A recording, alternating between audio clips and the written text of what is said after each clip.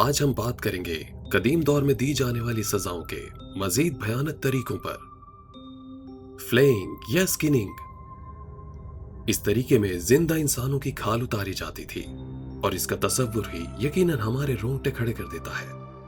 قیدی کو اس طرح باندھ دیا جاتا کہ وہ حرکت نہیں کر سکتا تھا۔ یہ قدیم دور میں دی جانے والی سزاؤں میں ایک بہت ہی تکلیف دہ سزا تھی۔ اس میں قیدی کو باندھ کر ایک تیز دھار چھرے سے قیدی کی کھال اتارنا شروع کی جاتی، اور وہ اپنی کھال اترتے دیکھ کر چیختا اور چلاتا، اور آخرکار پوری کھال اترنے تک قیدی کی موت ہو جاتی۔ اکثر کھال اتارنے کی شروعات سر سے کی جاتی تاکہ ہوش میں ہونے کی وجہ سے تکلیف کا زیادہ احساس ہو، اور کبھی کبھی اس شخص کو نیم گرم پانی میں ابالا جاتا تاکہ اس کی کھال نرم ہو جائے اور آسانی سے اتاری جا سکے۔ سکننگ ٹارچر سے مرنے کی وجوہات میں خون کا زیادہ بہہ جانا، ہائپوتھرمیا یا انفیکشن شامل تھا۔ موت کا وقت کچھ گھنٹوں سے لے کر چند دن تک ہوتا تھا۔ بلڈ ایگل، سزا کے اس طریقے کو وائکنگز نے شروع کیا۔ وائکنگز بہت ہی خطرناک لٹیرے تھے جنہوں نے پورے یورپ میں ڈر کا ماحول بنا رکھا تھا۔ اس سزا کا ذکر سب سے پہلے 1867 میں سننے کو ملتا ہے۔ یہ بات اس وقت کی ہے جب وائکنگز نے انگلینڈ پر حملہ کیا تھا۔ انگلینڈ کے بادشاہ کنگ ایلی نے وائکنگز کے سردار ریگنر کو سزا کے طور پر سانپوں سے بھرے گڑھے میں ڈال دیا تھا، اور وہ سانپوں کے ڈسنے کی وجہ سے وہیں پر مارا گیا۔ ریگنر کے بیٹے نے کنگ ایلی سے بدلہ لینے کے لیے اس کو بلڈ ایگل کی سزا سنائی۔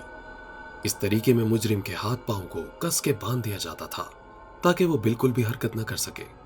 پھر اس کی کمر پر نیچے سے اوپر تک ایک گہرا کٹ لگایا جاتا، اور پھر اس شخص کی پسلیوں کو ایک ایک کر کے ریڑھ کی ہڈی سے الگ کیا جاتا۔ سزا پانے والا شخص تکلیف کی شدت سے جب بے ہوش ہونے لگتا تو اس کے زخموں پر نمک ڈال دیا جاتا، جس کی وجہ سے وہ شخص دوبارہ ہوش میں آ جاتا۔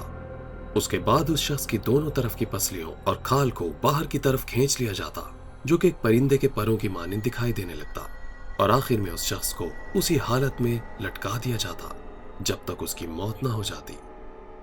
یہ طریقہ واقعی موت کے سب سے زیادہ بھیانک اور تکلیف دہ طریقوں میں سے ایک تھا۔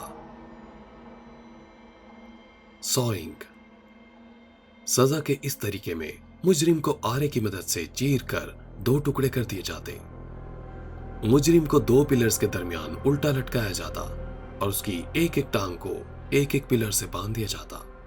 2 جلاد آرے کو دونوں طرف سے پکڑتے اور اس کے 2 ٹکڑے کر دیتے۔ قیدی کو الٹا لٹکانے سے اس کا سارا خون سر میں جمع ہو جاتا، جس کی وجہ سے وہ بہت دیر تک مکمل ہوش و حواس میں رہتا۔ وہ ہر منٹ اور ہر سیکنڈ کی تکلیف کو محسوس کرتا۔ اکثر جب آرا پیٹ کے بیچ تک پہنچ جاتا اور سزا پانے والا شخص ہوش میں ہونے کی وجہ سے اپنے آپ کو 2 حصوں میں تقسیم ہوتے ہوئے دیکھتا تو سوچئے اس کی کیا حالت ہوتی ہوگی۔ ڈسممبرمنٹ ٹارچر، سزا دینے کا یہ طریقہ قدیم روم میں استعمال کیا جاتا تھا۔ اس میں مجرم کے ہاتھ اور پاؤں 4 گھوڑوں سے باندھ دیے جاتے، پھر ان گھوڑوں کو زور زور سے پیٹا جاتا، جس کی وجہ سے وہ تیزی سے بھاگتے۔ چاروں گھوڑے اپوزٹ ڈائریکشن میں بھاگتے، جس سے مجرم کے ہاتھ پاؤں الگ ہو جاتے اور اس کا جسم 4 حصوں میں تقسیم ہو جاتا۔ ان گھوڑوں سے بندھے ہوئے چاروں حصوں کو شہر بھر میں گھمایا جاتا، جس سے سبھی لوگوں کے دل میں سزا کا خوف بیٹھ جاتا۔ یہ طریقہ واقعی انتہائی بھیانک تھا۔ بیمبو ٹارچر، سزا کا یہ طریقہ ورلڈ وار 2 کے دوران جاپانیز ایمپائر نے استعمال کیا۔ جیسا کہ ہم سب جانتے ہیں کہ بانس کا درخت بہت تیزی سے بڑھتا ہے، اور جیسے جیسے یہ بڑا ہوتا ہے بہت نوکیلا ہوتا جاتا ہے۔ بیمبو ٹارچر میں مجرم کو بانس کی بڑھتی ہوئی ٹہنیوں کے اوپر لٹا دیا جاتا اور اس کو باندھ دیا جاتا۔ وقت کے ساتھ ساتھ یہ نوکیلی ٹہنیاں نیچے لیٹے ہوئے شخص کے جسم میں گھستی رہتی اور آہستہ آہستہ جسم میں چھید کرتی ہوئی دوسری طرف سے باہر نکل آتی۔ بانس کی ان ٹہنیوں کے بڑھنے کے ساتھ ساتھ قیدی کے جسم میں سوراخ ہوتا رہتا اور ساتھ ساتھ خون بھی بہتا رہتا تھا، جس کی وجہ سے اس کی موت بہت آہستہ آہستہ اور تکلیف دہ ہوتی۔ اسکیفزم، اس طریقے میں مجرم کو دودھ اور شہد زبردستی پلایا جاتا اور اس کو 2 خالی کشتیوں کے درمیان ایسے لٹا دیا جاتا کہ اس کے ہاتھ، پاؤں और सर बाहर रहते और बाकी जिस्म कश्ती के अंदर कैद होता।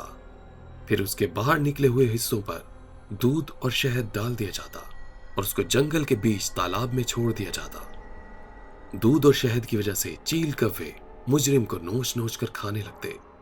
यह अमल कई दिन तक जारी रहता जब तक कि वह शख्स मर ना जाता। इसी सीरीज के नए पार्ट के साथ हम बहुत जल्द हाजिर होंगे।